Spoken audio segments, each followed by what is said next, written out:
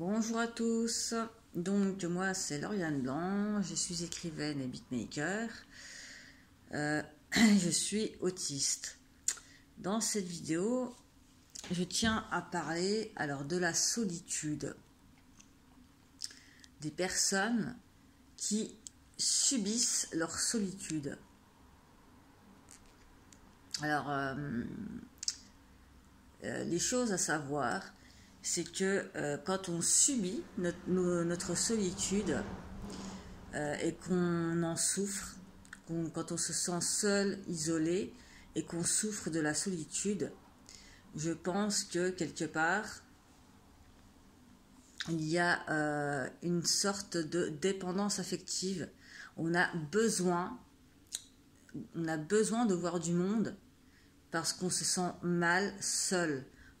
On a envie de s'attacher à des gens, on s'attache très facilement à des personnes, et parce qu'on n'accepte pas, au fond, d'être avec soi-même, parce qu'on ne s'aime pas, donc on se fuit, on cherche un moyen de se fuir, et parfois, ça peut être à travers les addictions, on peut être dans une grande dépression sévère, et se retrouver malheureusement dans tout ce qui est addiction, TCA, automutilation, dans une grande souffrance. Et il faut savoir une chose, c'est que quand vous êtes seul, posez-vous cette question: pourquoi je ne suis pas bien quand je suis seul avec moi-même? Parce que quelque part, si vous n'êtes pas bien avec vous-même, c'est que vous n'appréciez pas votre propre compagnie. Et quand on n'apprécie pas sa propre compagnie, c'est qu'on ne s'aime pas, quelque part. Donc il faut aller rechercher, en faisant de l'introspection, le pourquoi je ne me supporte pas. Et bien souvent, c'est quand on a grandi dans un environnement dysfonctionnel, dans un environnement toxique, qui nous a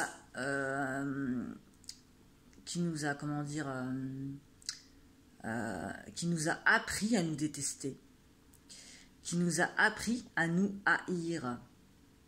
Donc, quand on a été conditionné pour se détester soi-même, on va rentrer dans un espèce d'engrenage qui consiste à se punir, parce qu'on va nous faire culpabiliser sur plein de choses, on va vouloir nous écraser, nous ridiculiser, nous humilier, tout ce qui fait qu'on va en souffrir, et on va se dire: mais comment je peux m'aimer si je suis comme ça? On va croire ce qu'on nous dit, et on va être amené, alors on nous déteste, hein, et on va être amené à nous détester nous-mêmes, parce qu'on nous a appris à nous détester.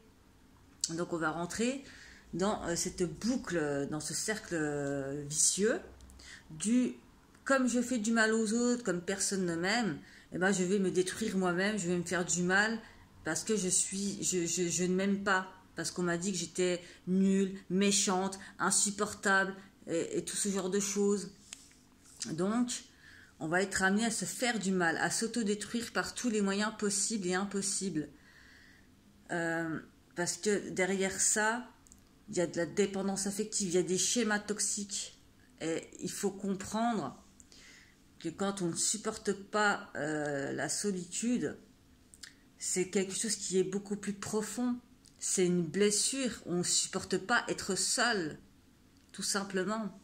On a envie d'être entouré, enfin on n'a pas envie, on a besoin d'être entouré de personnes qui nous réconfortent, qui nous aiment, qui nous apportent de l'amour, qui nous apportent de l'affection, de la tendresse, etc., etc. Ça, c'est de la dépendance affective. Parce que tout ça, on n'est pas censé aller le chercher à l'extérieur. On est censé le chercher à l'intérieur de soi-même. On est censé s'apporter l'amour dont on a besoin. On est censé s'apporter tout ça, cet amour qu'on n'a pas eu.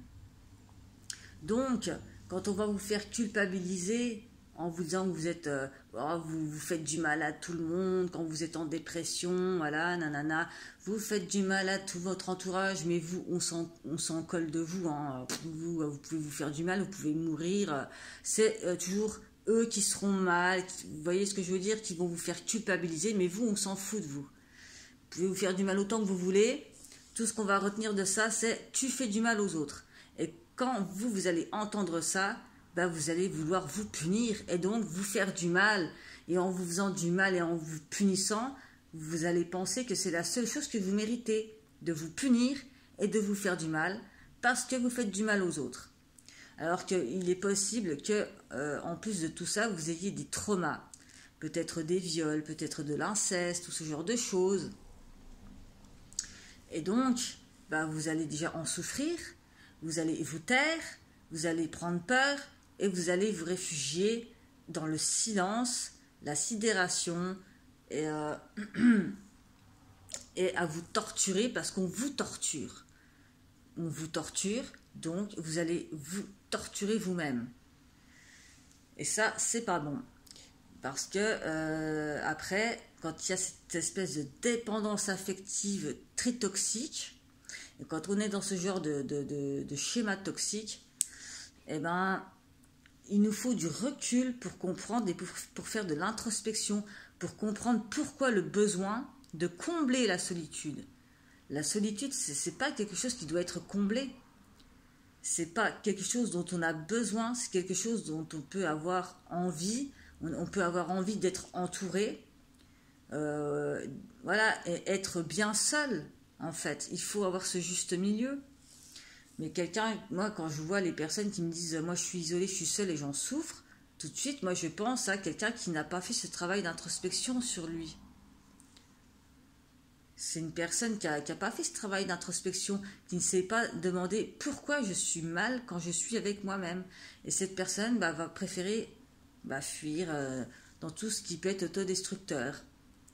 Donc, il faut faire le lien avec son environnement, avec ses traumas, avec tout ça, pour comprendre le pourquoi du « je ne me supporte pas », le pourquoi du « je préfère me fuir moi-même » plutôt que d'être en paix avec moi. Tout simplement. Et une fois que vous avez... Enfin, moi je dis ça parce que c'est ce que j'ai vécu en finalité, donc j'explique comment moi je l'ai vécu. Au début, je subissais la solitude et je supportais pas d'être seule. J'étais isolée, j'étais seule et j'étais mal parce que j'étais pas bien avec moi-même, parce que je ne m'aimais pas, je ne m'appréciais pas, je me détestais. Et quand j'ai compris tout ce genre de schéma toxique, c'est là que j'ai eu un discernement et que je me suis, détachée de ce qui ne m'appartenait pas. Parce que vous avez vos responsabilités. Mais quand vous êtes dans un environnement toxique, on vous met des responsabilités qui ne sont pas les vôtres. On vous fait culpabiliser des choses qui ne sont pas de votre ressort. Donc il faut faire un discernement entre votre responsabilité à vous et celle des autres. Il ne faut pas tout mélanger, il ne faut pas prendre tout pour soi. Hein. Les gens se déresponsabilisent sur vous. Vous n'avez pas à accepter et à accepter leur part de responsabilité. Vous voyez ce que je veux dire? Vous n'avez pas... non. Il faut faire la part des choses. Eux, ils sont responsables de leur merde. Laissez-les dans leur merde. Vous savez, vous êtes responsable de vous, de ce que vous dites, de ce que vous faites. Hein, pas de ce que vous subissez ou de ce qu'on peut penser de vous. Il y a une grande différence avec tout ça. Donc vous êtes juste responsable de ce que vous pensez, de ce que vous dites et de ce que vous faites, pas de ce que les autres font, disent ou pensent ou je sais pas quoi. Il faut faire la part des choses. Et quand vous arrêtez de culpabiliser pour des faits que vous avez subis, pour ce genre d'injustice et tout ça, et ben vous allez commencer à vous détacher émotionnellement, à apprendre, à comprendre que chacun a ses responsabilités. Vous allez enfin vous déculpabiliser de tout ce que vous n'avez pas fait, en fait, de tout ce qui n'est pas de votre ressort. Et vous allez accepter petit à petit qui vous êtes vraiment. Et si vous êtes dans les addictions, moi j'étais dans les addictions par exemple, et, et plus je m'en détachais, et je me rendais compte que bah, j'étais face à moi-même. Et ça, c'est face à mes traumas, face à... J'ai affronté mes traumas en face à face. Et ça, je crois que c'est ce qu'il y a de plus dur dans la vie. C'est d'affronter ce qu'on a subi, ce qu'on a vécu, nos traumas, et tout ce qui ne va pas, d'affronter tout ça en face et de se dire là, c'est bon. Là, je me mets face à face avec tout ce que j'ai pu subir et tout ce que j'ai pu vivre. Et je me mets OK avec tout ça. C'est-à-dire que je ne vais pas accepter ce qui m'est arrivé, mais je vais le comprendre et pour pouvoir le laisser de côté et continuer à grandir dans mes centres d'intérêt. Donc du coup, moi, je me suis défait des addictions et au début, j'étais pas à l'aise avec moi-même parce que j'avais pas confiance en moi, je m'aimais pas. Hein, on va dire les choses comme elles sont. Je ne m'aimais pas, j'avais pas confiance en moi. Mais ça, tout vient petit à petit avec le temps et vous allez voir qu'à un moment donné, même dans le silence, vous allez apprécier le silence. Vous allez apprécier le calme et la sérénité dans laquelle vous êtes. Mais pour ça, il faut dégager tout ce qui est toxique autour de vous et rester avec vous-même pour comprendre votre fonctionnement, comment vous fonctionnez et tout ce genre de choses pour être à l'aise avec vous-même. Et vous allez voir que petit à petit, vous allez commencer à vous aimer, à vous accepter, à vous donner tout ce que vous n'avez pas eu et à grandir, à trouver des centres d'intérêt, à grandir dans vos centres d'intérêt, sur votre voie, sur votre chemin, et vous allez avoir de plus en plus de facilité à gicler les gens qui ne sont pas bons pour vous, à les reconnaître, pour les dégager, et après vous allez être un roc, voilà, vous allez être... n'importe qui pourra faire n'importe quoi, vous allez rester complètement indifférent aux gens qui n'en valent pas la peine. Donc restez dans cette indifférence, dans l'ignorance, dans tout ça. Les gens qui sont dans le déni, dans les débats stériles, dans les incohérences, vous n'avez pas le temps pour ça. Et eux, ce qu'ils veulent, c'est vous vampiriser énergétiquement. Vos réactions et tout ce genre de choses, ils ne veulent que vous vider. Et vous, si vous prenez le temps de faire ça, vous allez vous épuiser. Mais quand vous avez compris que tout ça vous épuise, vous allez tout couper et vous allez prendre le temps pour vous, de vous aimer vous et d'avancer pour vous. Donc non, ce n'est pas de l'égoïsme, ça s'appelle se recentrer sur soi pour comprendre qui on est et comment on fonctionne. Et voilà, tout simplement. Et vous allez voir qu'au lieu de subir votre solitude, vous allez être complètement complice avec la solitude. Ce ne sera plus une ennemie, ce sera une alliée. Et vous allez être content parfois de vous retrouver seul. Et vous allez souffler. Je vous jure que ça va vous libérer. Vous allez pouvoir souffler. Et voilà, tout simplement. Si vous êtes seul, isolé et pas bien, posez-vous cette question, pourquoi ? Pourquoi je ne suis pas bien quand je suis seul ? Et creusez, cherchez tout ça.